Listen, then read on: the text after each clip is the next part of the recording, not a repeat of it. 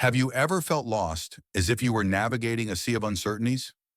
The existential crisis is a common experience, but what can Carl Jung teach us about it?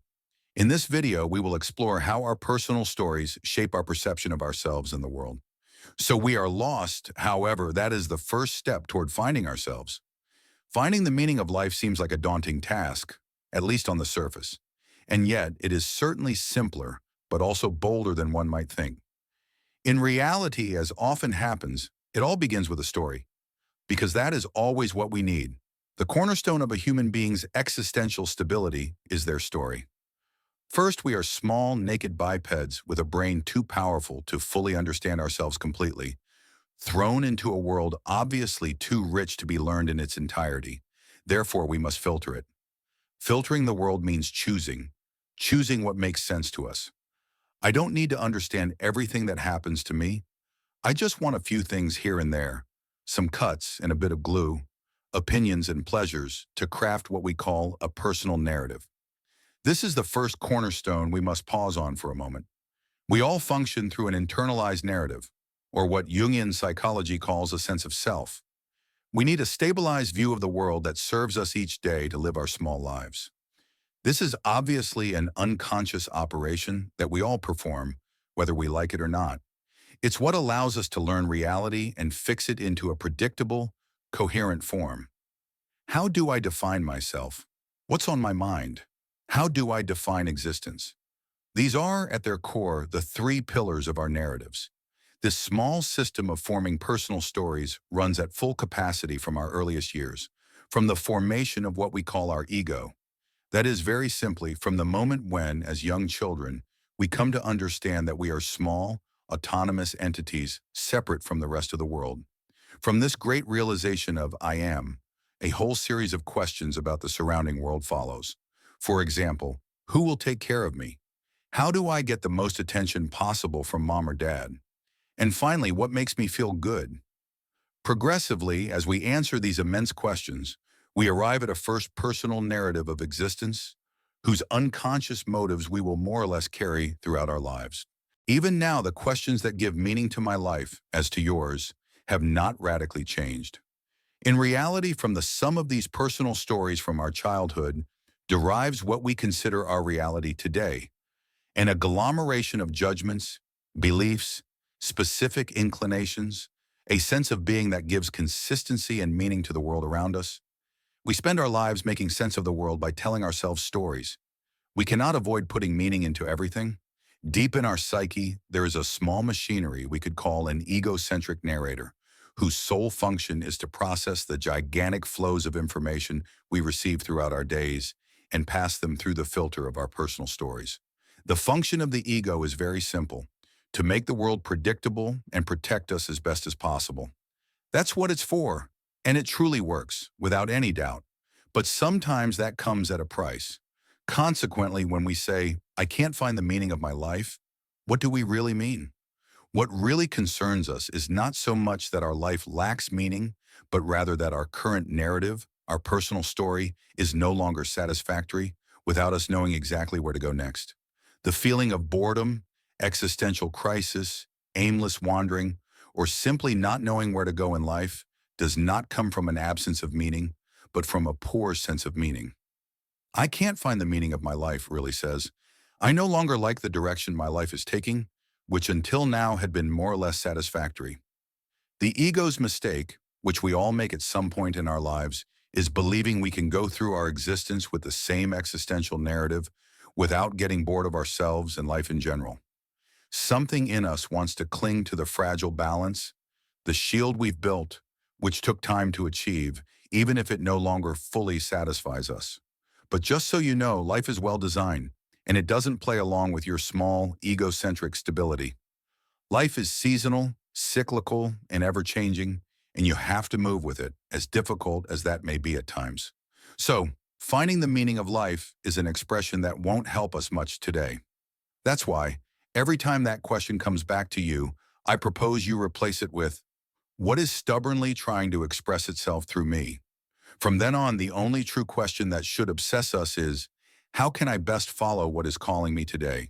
I propose you try to answer these questions, and for that, we will need to dive into the depths of the human mind, because that's where the keys we seek are found. The journey I propose will require a certain intellectual honesty toward yourself. For example, if I mention the concept of the soul, what images or ideas does it evoke in you? There's a good chance that most of you imagine the soul as a white ring, hypothetically tied to our existence, stemming from Christian theology and its symbolism, a religious supplement to human existence, directly linked to the divine, making humans in some way a species strictly apart and connected to God, something quite mental and distant from our daily realities. That's the classic Christian view of the soul, and it wouldn't surprise me if many of us find it quite nebulous and abstract. But in ancient Greece, particularly in Plato, the soul was translated as psyche and was conceived, above all, as a particular state of the mind, a force trying to express itself through us, with a spiritual dimension, of course, but something embodied, a terrestrial and very real principle. The soul was, therefore, a potentiality, the famous luminous or acting principle of the divine. To elevate its reality, to contemplate, to transcend, to fill oneself with a certain calm and a delicious sense of alignment in action. In ancient Greece, the soul was experienced, followed, and lived. It was a mission, a calling that we all must answer today. In his last book, A Life with Meaning, Jungian psychologist James Hollis focuses precisely on this principle, the search for the calling of one's own soul. For the psychologist, it's because our modern living conditions have distanced us from this calling that we feel this inner emptiness today. For him, the soul is not seen only as a transcendent principle. The soul or psyche is an independent force whose realization depends on each of us.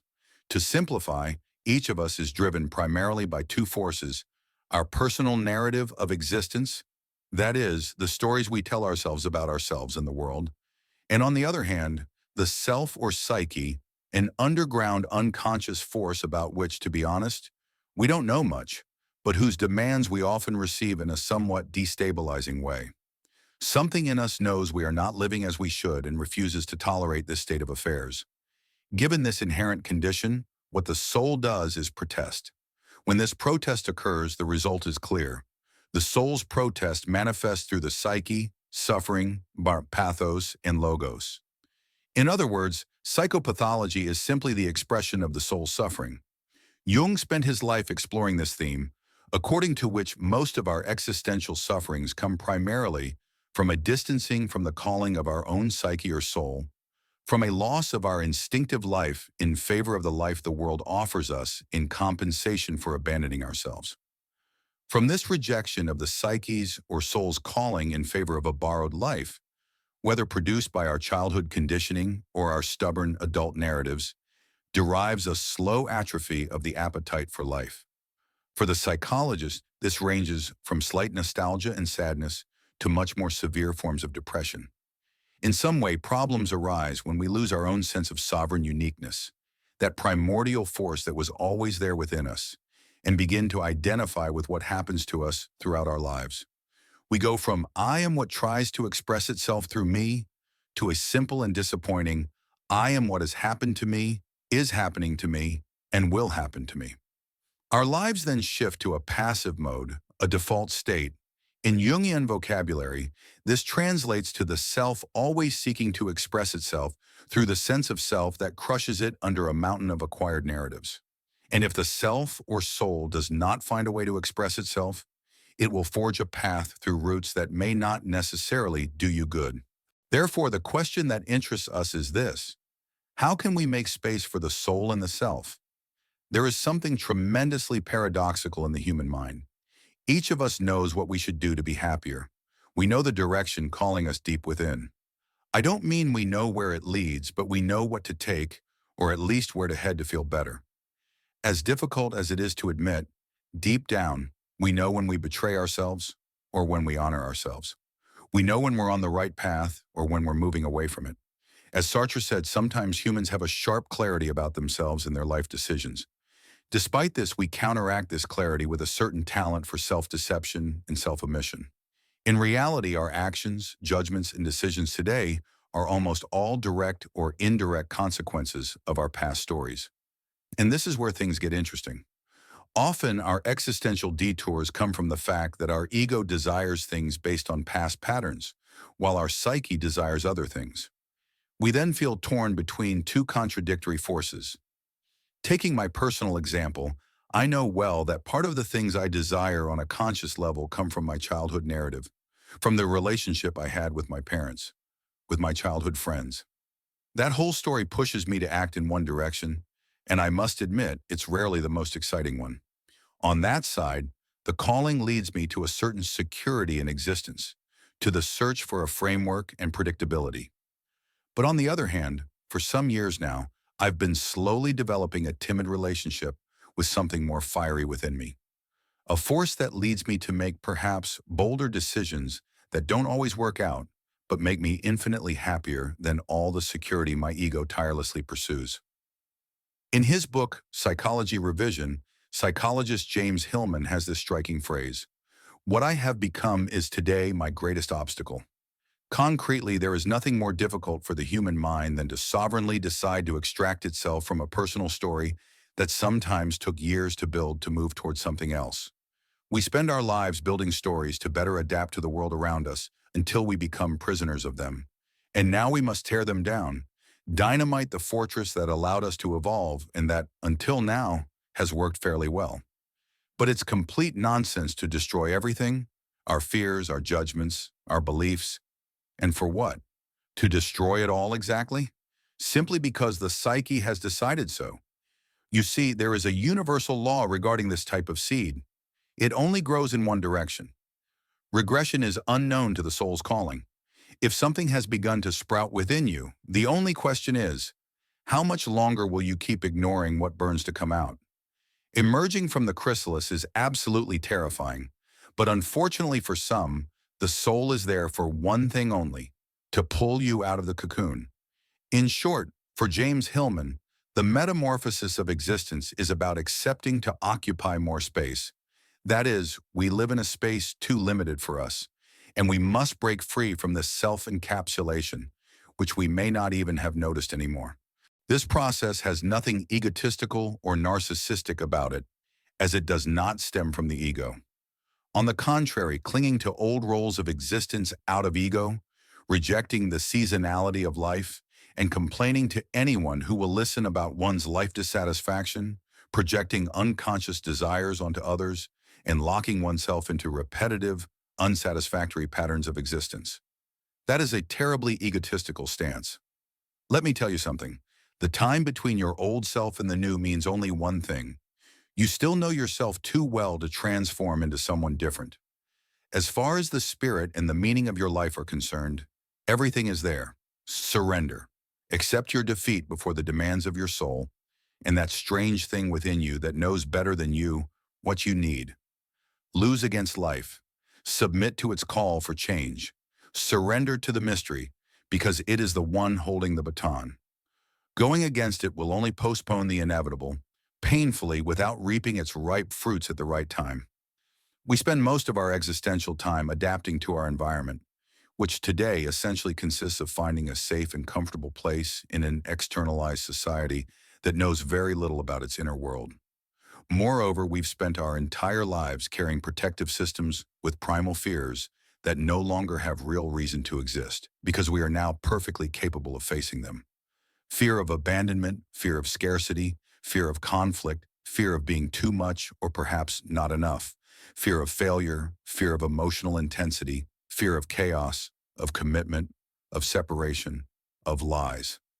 Finding the meaning of life begins with a tremendous task of self-analysis, a comprehensive filtering of ourselves. The older I get, the more I realize that the quality of our lives depends increasingly with the years on our ability to respond honestly to certain big questions and to force ourselves to play with our cards on the table. Even if it's not always easy. Ideally, you can find your own questions, but I'll still give you some that work well for me. Take the time to meditate on these. Always try to gain clarity and honesty in your answers, because that's where it all happens. Where and in what do you stubbornly seek to grow? What do you expect answers or clarification from the outside? What aspect of your life do you hope will free you from yourself? What are your repetitive patterns of existence? because we all have them. Those circles you see yourself fall into and fall back into again and again, but with which, through repetition, you've ended up gently accommodating. Responding honestly to all these questions is far from glorious. Doing it sincerely can even be disturbing and destabilizing. But the path to oneself is not always epic and monumental. On the contrary, it's a path of raw but necessary humility. No one knows exactly how you should live your life or what you should allow yourself to aspire to. The best thing you can do for yourself, once you put a little order in your ghosts, is to put yourself at the service of your personal mystery. Through clarity and effort of inner alignment, you will notice curious things that the Western spirit today struggles to admit because it no longer dares to experience them, like the presence of forces acting in your favor as long as you know how to honor the whispers coming from deep within you. You will begin to understand gently that you are not obligated to be defined by your unconscious limitations or your psychic disorder, but on the contrary, what defines you is much more your relentless search for the mystery of the luminous. And this daily search passes through the full and complete realization of your insatiable aspirations. I know it may sound simple, said like this, but I assure you there are two types of currents. The one that comes from the outside and the one that comes from within. And the more you are able to judge the nature of the current running through you, the more you will surprise yourself making virtuous decisions for your life. In the end, we are terrified of the expression of our depths, when in reality, if you think about it for 2 minutes, what is truly terrifying is the silence, the neurotic silence of a civilization that has managed to turn its gods into concepts and its concepts into purely materialistic and egocentric acts. That's what's really terrifying. The silence, the complaint, and the echo, the absence of motives, of dreams, the death from within. That terrifies me, and it should terrify you too. Jung said, "The greatest sin of a man is to remain alien to his own inner world." There are many ways to die, but dying is just one of them. What wants to take shape in you will not always be easy. You will need courage, a bit of irrationality, and a lot of integrity, but it's a path worth taking, I assure you. In summary, the existential crisis is not a dead end, but an invitation to explore the deepest parts of our being. As Carl Jung taught us, our personal stories are the key to understanding our identity and finding meaning in our lives. Let's not be afraid to question our narratives and open ourselves to new possibilities. By doing so, we not only heal our wounds, but also allow ourselves to grow and evolve. Remember, each of us has an inner calling that deserves to be heard. So instead of running from the crisis, embrace it as an opportunity to discover who we really are. If this journey resonated with you, don't forget to like, subscribe, and share your own story in the comments. Thank you for joining us in this reflection.